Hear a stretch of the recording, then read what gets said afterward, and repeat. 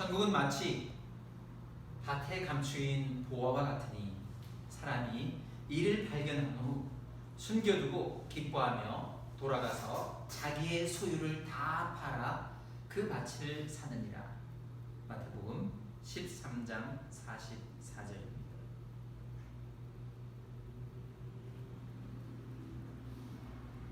오늘은 천국에 대해 생각해 보겠습니다. 여러분에게 천국이 있습니까?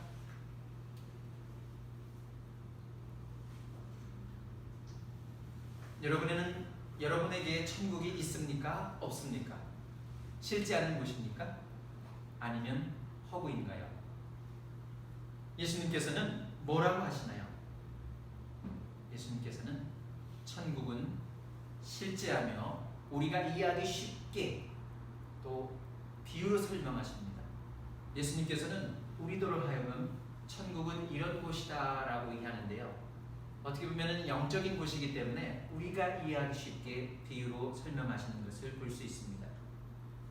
예수님의 천국 비유를 보면요, 예수님께서는 천국을 밭에 감춰진 보화와 좋은 진주를 구하는 장사와 같다고 비유하십니다. 이러한 비유의 표현이 오늘날 저희들에게는 잘 이해가 안 됩니다. 그 이유를 한번 좀 더 생각해 보겠는데요. 먼저 다시 한번 읽겠습니다. 마태복음 13장 44절입니다. 천국은 마치 밭에 숨겨진 보화와 같으니 사람이 이를 발견한 후 숨겨두고 기뻐하며 돌아가서 자기 소유를 다 팔아 그 밭을 사느니라. 마태복음 13장 44절. 이 구절을 이해하기 위해 당시 시대 상황을 좀 이해할 필요가 있습니다. 당시 중동 지역은 도둑이 아주 많았습니다. 그리고 은행도 없었어요. 어디 돈을 맡겨둘 곳이 없었습니다. 그래서 사람들이 보물을 땅에 묻어두곤 했습니다. 땅에 파묻어 자기만 알 수 있도록 표시를 하죠. 그런데 세월이 지나 잊어버리거나요, 소유자가 죽게 되면 보화가 땅속에 그대로 묻혀 있었죠. 그런데요, 당시 랍비 율법에 의하면 일꾼이 밭에서 일을 하다가요 보화를 발견하면 그 보화의 주인은 누구 것이 됩니까? 그 일꾼 것이 되는 것이 아니라 바로 그 밭의 주인의 그 보물을 갖게 됩니다. 그래서 그 보물은 그 밭 주인의 소유물로 간주하는 것이죠. 다시 한번 제가 오늘날의 비유 빗대서 한번 이렇게 한번 생각해 봅니다. 천국은 마치 하드드라이브에 감춘 비트코인과 같으니 사람이 이를 발견한 후 숨겨두고 기뻐하며 돌아가서 자기 소유를 다 팔아 그 하드드라이브를 사느니라. 이 비트코인의 광풍을 여러분이 이해하신다면 조금 이해하실 것 같던데요, 몇 년 전에 있었죠. 오늘날로 비유해서 해보는 말입니다. 어떤 사람이요, 비트코인을 한 초기에 100만 원어치 투자하여 사놨습니다. 근데 비트코인이 올라가지 않고 내려가지 않고 그냥 그럭저럭 해서 비트코인이 들어있는 하드드라이브를 교체하게 돼서 그냥 서랍에 넣어두었다가 어느 날 모르게 그 비트코인을 잊어버리고 그냥 우연치 않게 그 비트코인을 버려버렸습니다. 그런데 1년이 지나서 2년이 좀 지났을까요? 그 비트코인의 시세가 갑자기 1000배로 뛰었습니다. 100만 원어치 산 그 가격이 10억 원이 된 겁니다. 만약에 10,000배가 됐다면 어떻게 됩니까? 100억이 되는 거죠. 자기가 버린 그 하드드라이브가 그 어마어마한 10억, 100억의 가치가 생긴 거죠. 나중에 생각해보니까 내 그 하드드라이브 어디다 놨지?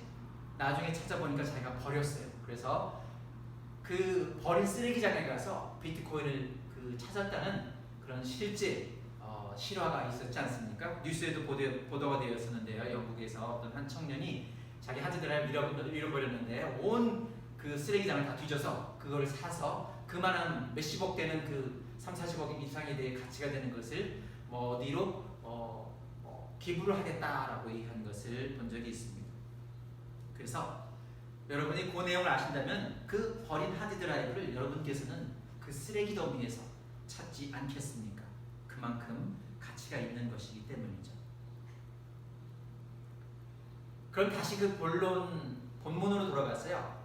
다시 봅니다. 천국은 마치 밭에 감추인 보화와 같다라고 얘기하고 있습니다. 그래서 이 보화를 발견한 사람이 어떻게 합니까? 사람이 이를 발견한 후 어떻게 합니까? 그것을 드러내놓지 않죠. 왜냐하면 그 일꾼이 그거 발견하고 이거 발견했어요 라면 그건 누구 것이 됩니까? 자기 것이 안 돼요. 그 밭의 주인 것이 되니까 슬쩍 몰래 감춰둡니다. 그대로 묻습니다. 숨겨둡니다. 근데 어떻게 합니까? 속으로는 정말 기뻐하죠. 대단한 보물을 내가 발견했네. 그래서 집으로 돌아갑니다. 어떻게 하면 그걸 구할 수 있을까? 알아보니 그 밭을 사면은 자기 것이 된다는 것을 알게 되었습니다. 그 당시에 법률을 보니까 그렇습니다. 그래서 이것을 가질 수 있는 기쁨이 생기는구나. 그래서 그 밭을 사야지. 자기 모든 재산을 다 살아서 어쩌면 그 빌려서라도 다 자기 재산을 갚아놔서 그 밭을 삽니다. 왜 그렇죠? 그 보화를 얻기 위해서입니다. 결국요. 그러한 보화는 그 보화의 가치를 알아보고 자기 모든 것을 걸고 그 보화를 사는 실천하는 사람만이 그 보물을 얻을 수 있었던 것을 봅니다. 그래서 첫 번째는 우선은 그것을 발견했을 때는 그것을 숨겨두어야 하고요. 또 그것을 기뻐하며 돌아가서 자기가 가지고 있는 모든 것을 다 털어서 그 밭을 사야 하는 것이다 라고 예수님께서 말씀해 주십니다. 자, 이렇게 이 사람을 볼 수 있는데요. 이 사람이 대단한 금이구나. 이건 어마어마한 내가 평생 내가 수천 년을 일해서 얻을 수 없는 돈이다. 그래서 이것을 묻어놓고 자기가 그것을 가지려고 합니다. 이것을 예수님께서는 지혜로운 사람이라고 얘기하고 있는 것이거든요. 그런데 이 비유 속의 지혜로운 사람은 그 보화를 발견하고요. 숨겼죠. 왜요? 내가 가지려고요. 내 것을 만들려고 하는 겁니다. 이 세상에 자기를 사랑하지 않는 사람이 있을까요? 이기적이지 않은 사람이 있습니까? 그 돈을 자기가 가져야지요. 다른 사람이 발견하면 내 것이 안 됩니다. 그래서 그 소중한 것을 사려고 내 모든 것을 다 걸어서요. 그 밭을 삽니다. 그리스도인은 그래서 천국을 반드시 내가 사야 하는 이기적인 사람입니다. 어떻게 표현이 맞을까요? 그리스도인은 천국을 반드시 내가 사서 들어가야 하는 그런 이기적인 사람입니다. 다시 말하면 내 영혼의 가치는 내 스스로 귀중하게 생각할 줄 알아야 합니다. 내가 이 천국에 들어가기 위해서는 이마어마한 그런 가치인데 영생이라는 그 가치를 생각할 때 그 가치는 이 세상에 있는 돈으로 따질 수 없는 가치입니다. 여기서 말하려고 하는 것은 그 보화를 다른 사람에게 넘겨주지 않고 자신이 그대로 차지해야만 하는 그렇게 크나큰 가치가 있는 보화라는 것입니다. 이 보화를 보고도 그 밭을 사지 않는다면 어떻게 됩니까? 자기가 그 보화를 가질 수 없는 거죠. 보화의 가치를 알고도 혹은 그 가치를 모른다면 그것은 너무나 어리석은 사람이고요. 그 가치를 알고도 그것을 행동을 옮기지 않아서 사지 않는다면 그 사람은 바보 천치입니다. 그 보화의 가치는 너무나 커서요. 어떤 희생을 치르고서라도 얻을 만한 가치가 있는 보물이기 때문입니다. 천국은 그런 가치가 있는 곳이라고 예수님께서 말씀하십니다. 내가 세상 무엇을 주고 영생을 얻을 수 있겠느냐? 내가 단 하루라도 내 생명을 연장할 수 있겠느냐? 그 생명을 무슨 돈으로 네가 살 수 있겠느냐라고 예수님께서 말씀하십니다. 같은 비유를 또 다른 비유를 통해서 말씀해 주시는데요. 천국은 마치 좋은 진주를 구하는 장사와 같으니 극히 값진 진주를 하나 발견하며 가서 자기의 소유를 다 팔아 그 진주를 사느니라 라고 말합니다. 마태복음 13장 45, 46절인데요. 바로 예수님께서 말씀하시는 겁니다. 이 천국을 모든 것을 걸고라도 사야 되는데 먼저 여기서 말하는 진주를 한번 보겠는데요. 진주는 어디서 얻습니까? 그럼 진주가 어떻게 만들어지는지 아세요? 모래알이 조개에 들어가서 조개를 자극합니다. 조개는 자기 자신이 살아나기 위해서 모래알을 떨쳐내던지 아니면 그것을 어떻게 그 방어를 해야 합니다. 그래서 이를 내보낼 수 없는 상황에서 계속 자극을 받습니다. 그래서 우윳빛을 내는 분비물을 몸속에서 생성하여 계속 한 겹씩 한 겹씩 덮어나가다 보니까 오랜 세월에 걸쳐 진주가 생깁니다. 진주는요, 생명체에서 나오는 무생명체 보석입니다. 극히 값진 진주는 십자가에서 피를 흘리신 그리스도와 견주어 생각해 볼 수 있습니다. 대속의 피를 흘리신 그리스도는 값으로 매길 수 없는 그렇게 귀중한 진주와 값도 같습니다. 그리스도의 보혈은 세상에 돈을 주고 살 수 없는 가치를 가집니다. 이렇게 보화와 진주는 그리스도와 비교했을 때 그 가치를 거의 견줄 수도 없는 그러한 물건들이죠. 자, 이 그림을 보면요, 이상희는 이 진주를 발견했습니다. 천국이 무엇이기에 내가 가진 모든 것을 팔아야 할까요? 그리고 그 가치를 알아보는 사람은 누구입니까? 그리고 그 가치를 알아봤을 때 그것을 얻으려고 나의 모든 것을 걸고 그것을 실행하여 얻으려는 사람은 누구겠습니까? 사실 세상을 둘러보면요, 우리 세상은 사람들이 천국의 가치를 너무나도 모르는구나 라고 생각을 합니다. 어떻게 보면 세상 사람들은 이 천국 혹은 영생 혹은 이 복음을 일회용 컵으로 생각하는 경향이 있습니다. 무슨 말이냐면요, 필요할 때 잠깐 쓰다가 버려버릴 수 있는, 복음이라는 것이 그런 곳이고 교회라는 것이 그런 곳 정도로 생각을 합니다. 내 생명 혹은 천국, 영생의 가치가 얼마나 무한한 것인지 그 아무도 깊이 생각해보지 않습니다. 단순하게 그냥 없어질 소모용 컵 정도로 생각할지도 모르고, 교회에서도 이 교회가 아니면 저 교회인 겁니다. 참 진리가 무엇인가? 진주를 찾지 않고 보물을 찾지 않는 세태를 보게 됩니다. 성경에서는 뭐라고 얘기합니까? 천국은 누구의 것이라고 얘기하고 있습니까? 천국은 심령이 가난한 자의 것이라고 얘기하고 있습니다. 내 마음을 다해서 천국이 나에게 오도록 연구하고 기도하고 성경을 상고하는, 그래서 내 마음이 낮을 대로 낮아져서 내 모든 것을 걸고라도 다 팔아서 내가 정말로 가난해지더라도 그것만은 얻으려고 하는 그러한 사람들에게서 천국이 얻어질 수 있는 것이라고 성경은 말합니다. 심령이 가난한 자는 복이 있나니 천국이 그들의 것이며, 의를 위하여 박해를 받는 자는 복이 있나니 천국이 그들의 것입니다. 아무리 세상이 뭐라 하더라도, 아무리 나를 박해하고 너 그거 아무것도 아닌 것 같은데 라고 하면서 박해를 하더라도 나는 그것이 어마어마한 가치이기 때문에 기꺼이 그 의를 위하여, 천국을 위하여, 영생을 위하여 내 삶을 기꺼이 박해를 받으면서도 주님께 드릴 수 있는 것이 바로 천국이라는 것입니다. 그러면 천국에 들어가려면 어떻게 해야 합니까? 마태복음에서 예수님은 또 이렇게 말씀하십니다. 그러므로 누구든지 이 계명 중에 지극히 작은 것 하나라도 버리고 또 그같이 사람을 가르치는 자는 천국에서 지극히 작다 일컬음을 받을 것이요, 누구든지 이를 행하며 가르치는 자는 천국에서 크다 일컬음을 받으리라. 내가 너희에게 이르노니 너희 의가 서기관과 바리새인보다 더 낫지 못하면 결코 천국에 들어가지 못하리라.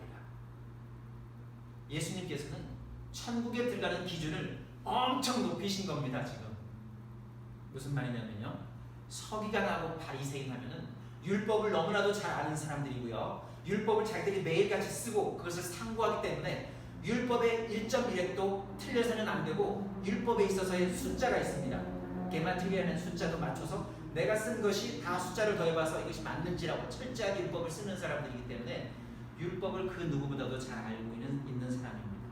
게다가 바리새파는 뭡니까? 바리새파는 율법을 잘 안다고 알려져 있을 뿐만 아니라 율법을 잘 준수하는 사람들로도 알려져 있습니다.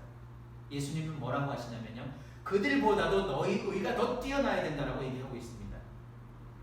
사실요, 세상 사람들이 성경도 모르고 또 서기관과 바리새인들의 역할도 모르는 그런 상황에서 그들의 의보다 더 뛰어날 거라고는 상상할 수 없습니다.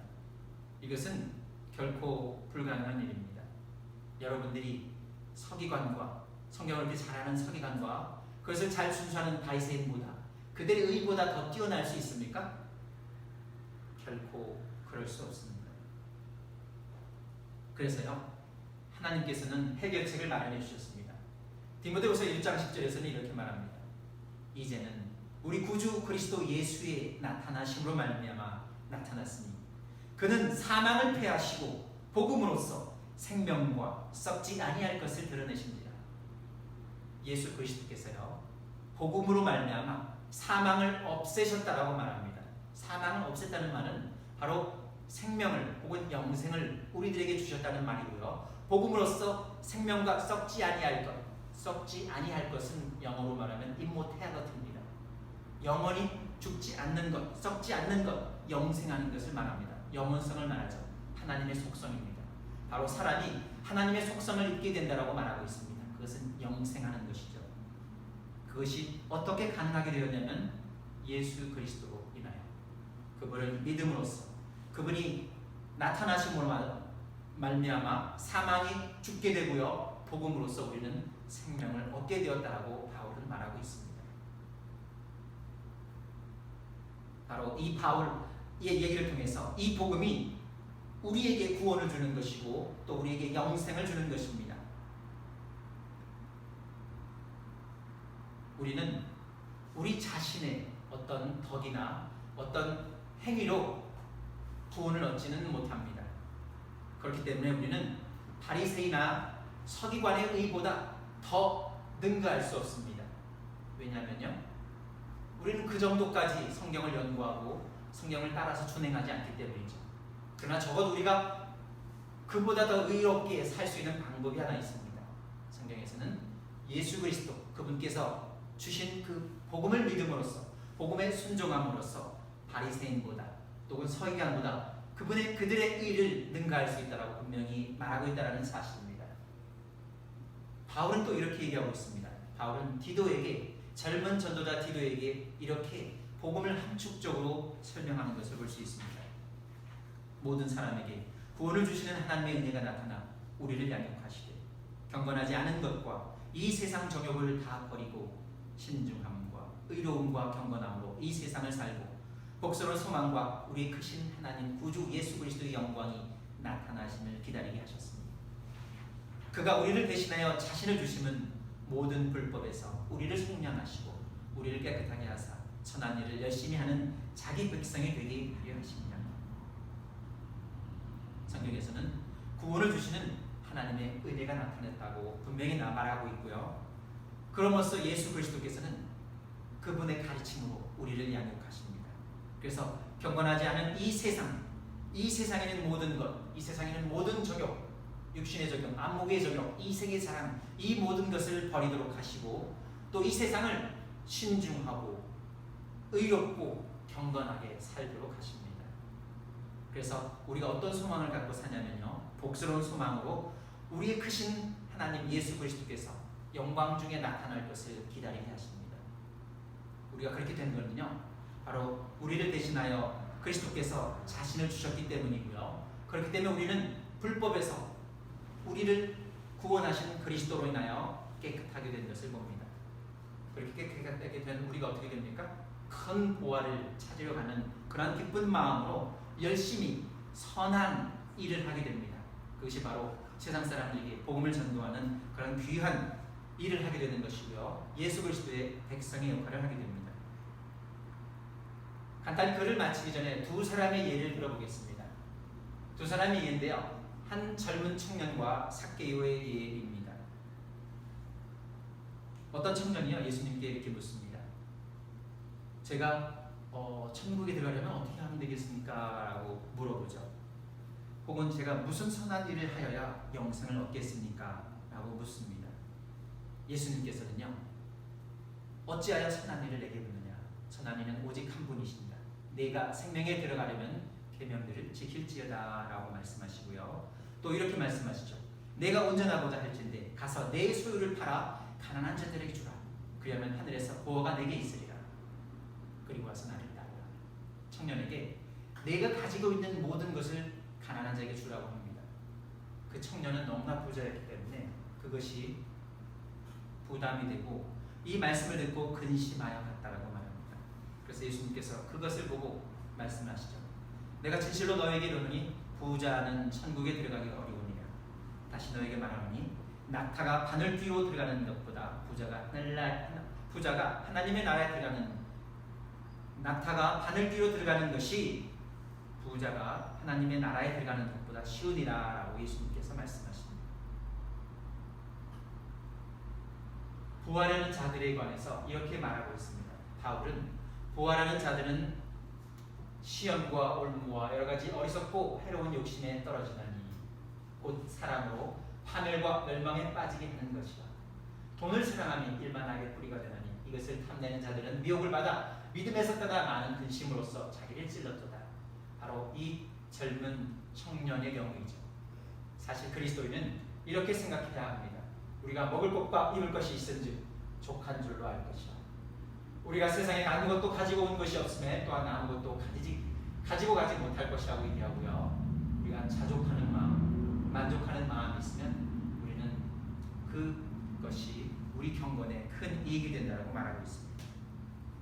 예수님께서 또 한 사람이 예를 들고 있습니다. 이 사람은 바로 삭개오인데요. 이 삭개오는 누굽니까? 세리장이고 돈이 아주 어마어마 많다고 생각해서 모든 이스라엘 사람들이 저 사람은 세리이기 때문에 아주 죄인이야 라고 손가락질 하던 사람입니다. 근데 이 사람 집에 예수님께서 내가 오늘 너희 집에 머물겠다라고 얘기하십니다.